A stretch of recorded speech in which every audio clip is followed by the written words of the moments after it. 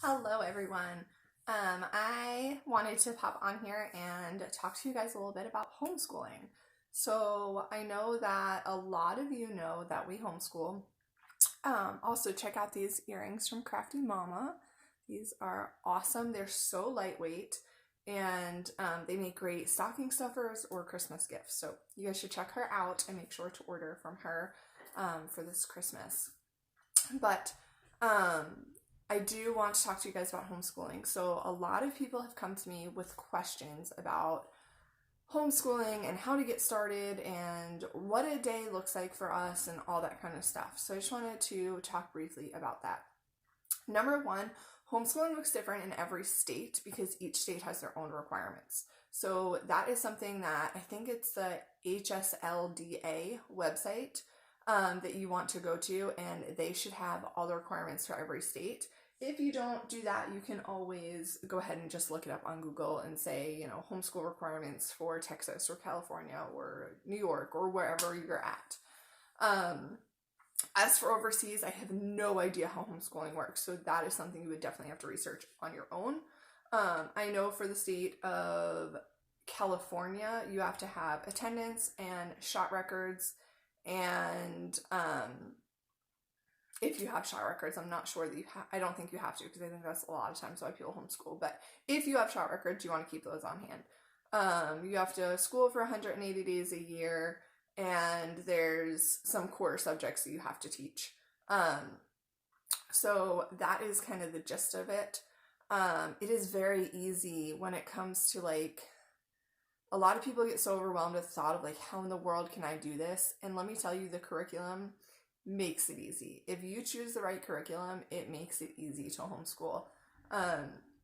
We've been doing it now for 5 years, and it has looked different every single year for us.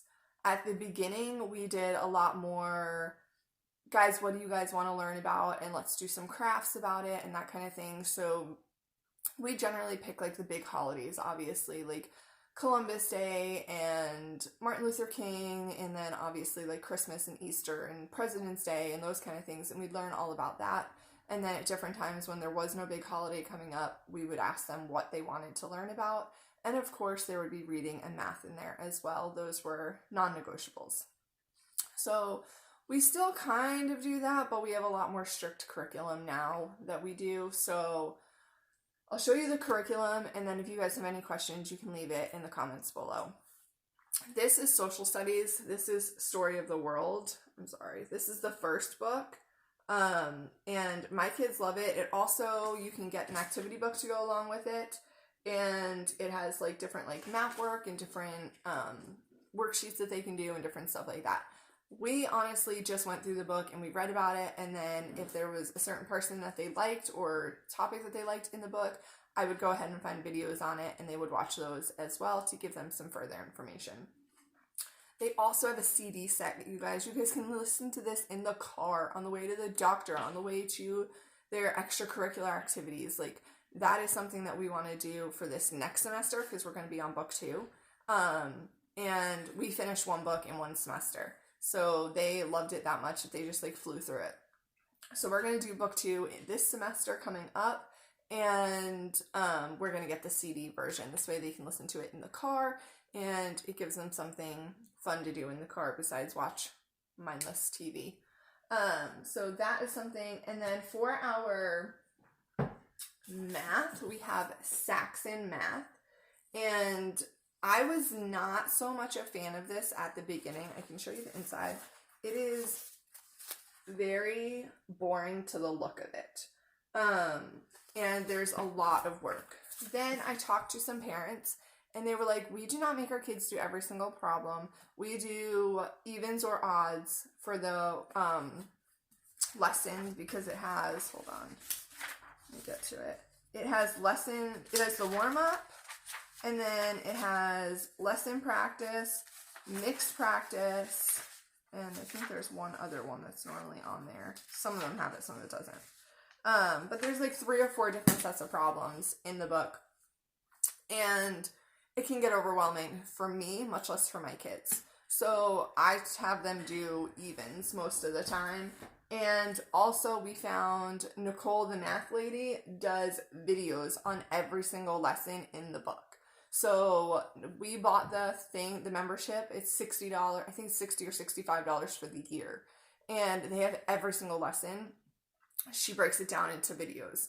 And it has helped my kids tremendously on learning the concepts that they are struggling with. So they just go and watch the video real quick, and then it's only like maybe 5 or 10 minutes. Like, it's not long at all. And she has a little thing, it's like a brain teaser or something like that in it that is kind of fun for them to watch. So I definitely highly recommend her and her videos to go along with sex and math. And then for Bible, which is not required, and obviously the state, we do a charter school, the state does not pay for any of the materials that we use in our Bible curriculum. But I actually got this book from a thrift store, and it's called Real Heroes, Amazing Stories from the Bible. And you guys, this is interesting even to me and has taught me a lot. So, and they're beautiful, like, pictures. So it's like this, it's story form, and then, hold on, let me get the page to turn.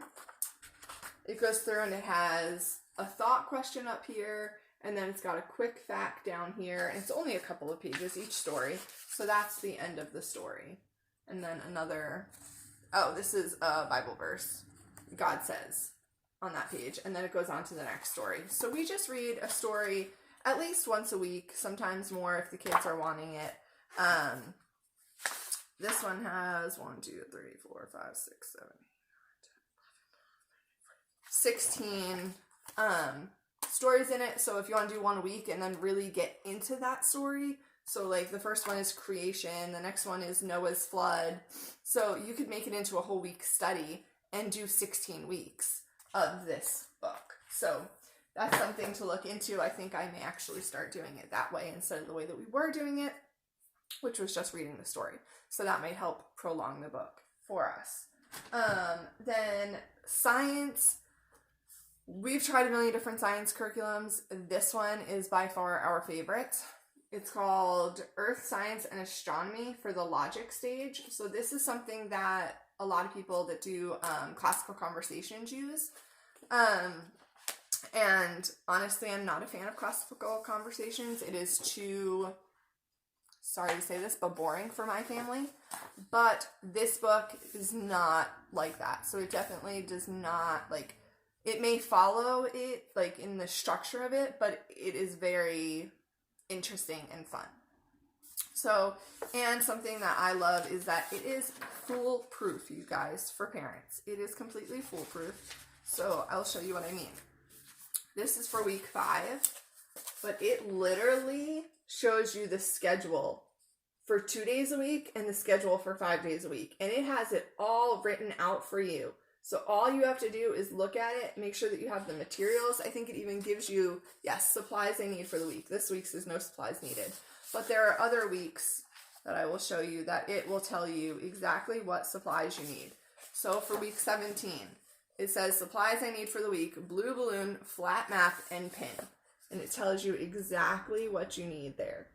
So it is so foolproof. This book is just amazing. And that's the kind of homeschool curriculum that I need. Is something that I literally open it and am done.